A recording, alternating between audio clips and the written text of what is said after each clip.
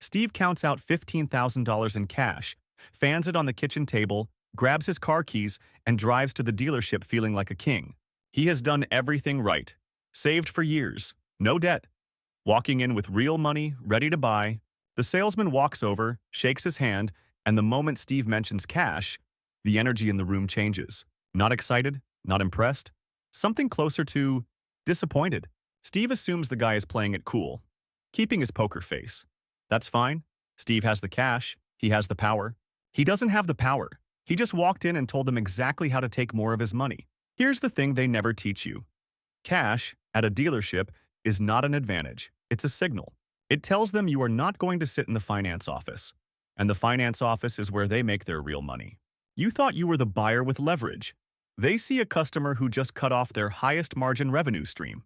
So the question worth asking is, where does that money actually come from? And why does your cash scare them so much? Let's start with the number on the sticker. That car, with a $32,000 price tag. The dealership paid roughly $3,800 for it.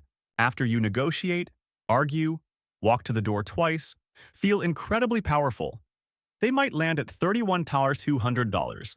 Their profit on the car itself, $1,200. That $1,200 is called front-end profit, the number the salesman fights for, the number you are trained to focus on. It is not the number that keeps the lights on at that dealership. The average dealership makes just $1,200 profit on a new car sale. But the finance office behind that door? $12,500 per customer, more than double, on the same transaction. That second number, $2,500, is called back-end profit, and it has almost nothing to do with the car. Back-end profit comes from everything that happens after you shake hands on the price. The loan, the warranty, the protection packages, the add-ons you barely notice signing. That is the world behind the door at the back of the showroom. The finance office. The room most buyers walk into exhausted, relieved, and completely unguarded. They call the finance manager the closer, and not in a flattering way, in a very literal, professional, trained-for-it way. The salesman out front. His whole job is to get you tired enough, comfortable enough, and attached enough to a specific car that you'll walk through that back door. He is basically a very enthusiastic hallway. The real professional is the one sitting behind the desk in a slightly nicer chair waiting for you. 73% of car buyers accept dealer financing. 73. Even people who plan to use their credit union. Even people who printed out their pre-approval. By the time they're in that room, the car is picked, the handshakes happened, they can smell the new interior. They are not in a negotiating mindset. And a cash buyer? They never even reach that room. They skip the entire back-end opportunity, which is why the salesman frowned. There is a phrase salespeople use when a cash buyer walks in. They call it a laydown. We will get to why that name is so insulting in a minute. But first, if this is new to you, stick around. This is exactly the stuff they count on you not knowing. And honestly, every video here is built the same way. Take one thing the system counts on you misunderstanding, flip it completely open. If that sounds useful, hit subscribe. Then let's keep going. So, a laydown. Here is what that actually means. In dealership culture, a laydown is a customer who just accepts the deal. No fight, no negotiation. Walks in, says yes, signs everything. They lay down. Now here is the twist. Cash buyers are called laydowns, but not because they accept everything. Because they eliminate everything the dealership actually wants. A cash buyer lays down the back end, kills the financing profit, kills the warranty pitch, kills the add-ons. From the dealership's perspective, they are walking away with only $1,200 instead of $3,700. So when Steve walks in with his $15,000 feeling powerful, the salesman is running math. The wrong kind of math, for Steve. The salesman now has almost no incentive to negotiate the car price down. He cannot make it up in the back. Steve already told him there is no back. Steve will pay more for the car. Walk out thinking he won. Tell his friends he paid cash, and the dealership will be fine with all of that. The system works precisely because paying cash feels so obviously smart. That feeling is the trap. Let's pause. You have probably noticed something weird by now. Every money rule your parents taught you seems to work backwards at dealerships.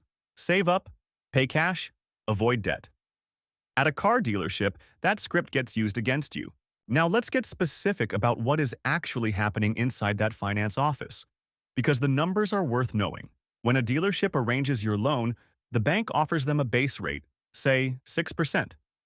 The dealership is legally allowed to mark that rate up, usually by 2.5 percentage points. They tell you the rate is 8.5%. You assume that is just what the bank offered. It is not. That extra 2.5% goes directly to the dealership. It is called dealer reserve.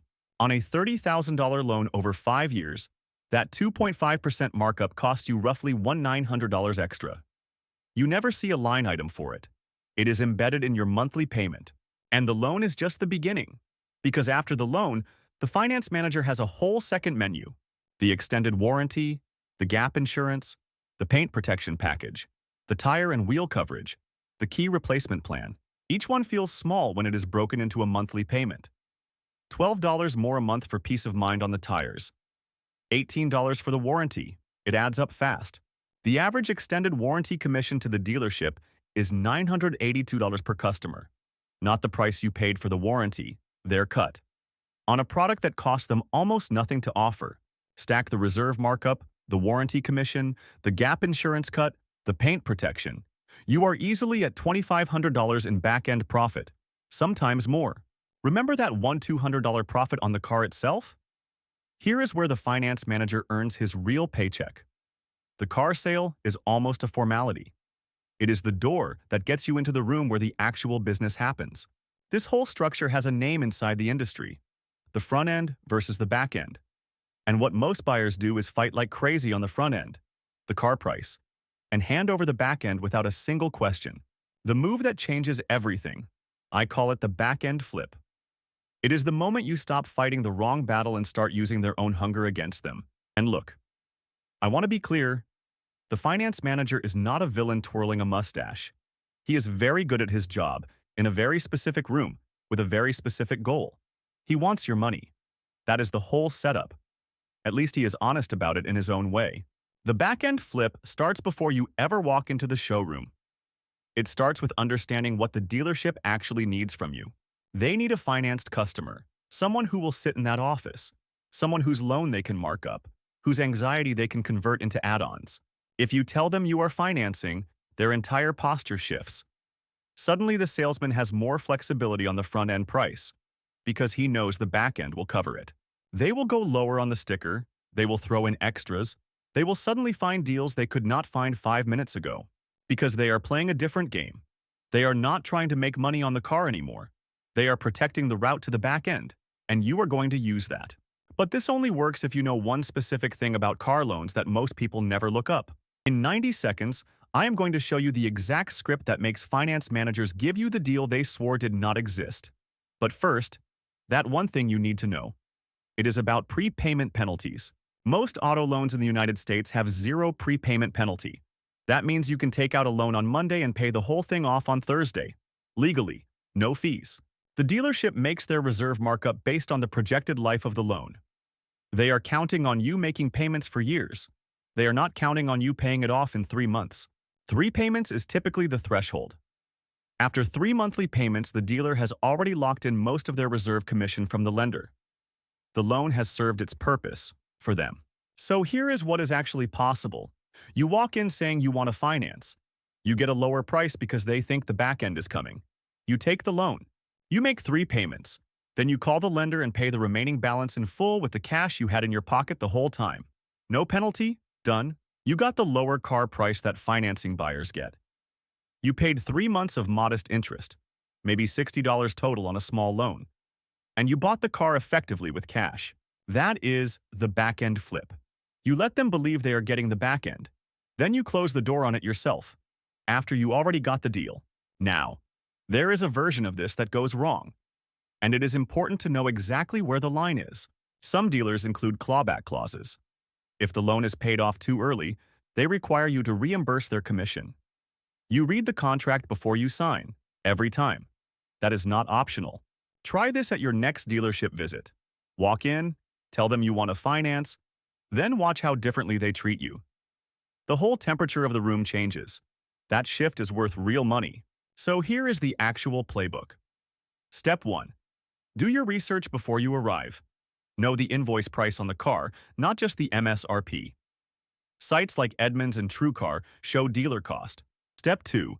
When they ask how you are planning to pay, say financing. Do not mention cash. Do not mention your credit union. Just say you are open to financing through the dealer.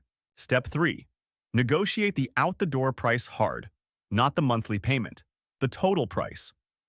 Finance managers love talking monthly payments because it hides the real number.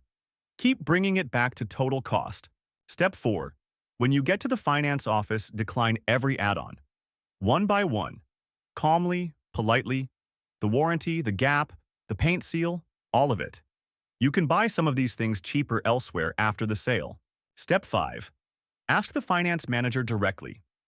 What is the buy rate on this loan? The buy rate is what the bank actually offered. If they will not tell you, you have your answer about the markup. Step 6. Read the loan agreement before signing. Look for prepayment penalty clauses.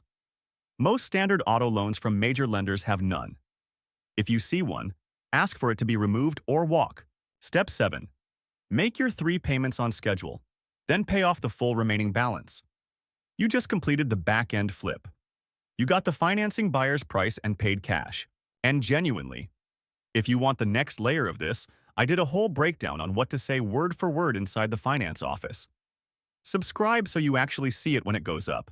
The algorithm will not just hand it to you. Now, back to Steve. Standing at that kitchen table, $15,000 fanned out in front of him. Steve is not wrong to have that cash. The cash is real. The savings are real. The discipline it took to get there, completely real. The mistake is how he plans to use it. He walks into that dealership announcing his cash like it is a weapon. And the dealership smiles because they know what he does not. His weapon only works if he knows which door to point it at. The right door is not the showroom floor. It is the lender's website 3 months after the purchase, where Steve types in his account number and pays off the balance he was never actually planning to keep. The dealership made their $1,200 on the front. They thought they were getting the back. And Steve drove away in the car he wanted at a price a cash buyer never gets, because he understood where the money actually lives. Real negotiating power is not about what you carry in your wallet. It is about knowing which number the other person is actually protecting. Once you know that, you are not the customer anymore. You are the one with the map. Next time, why your credit score is worth less than they tell you and more than you know. It is not a grade. It is a product, and someone is selling it.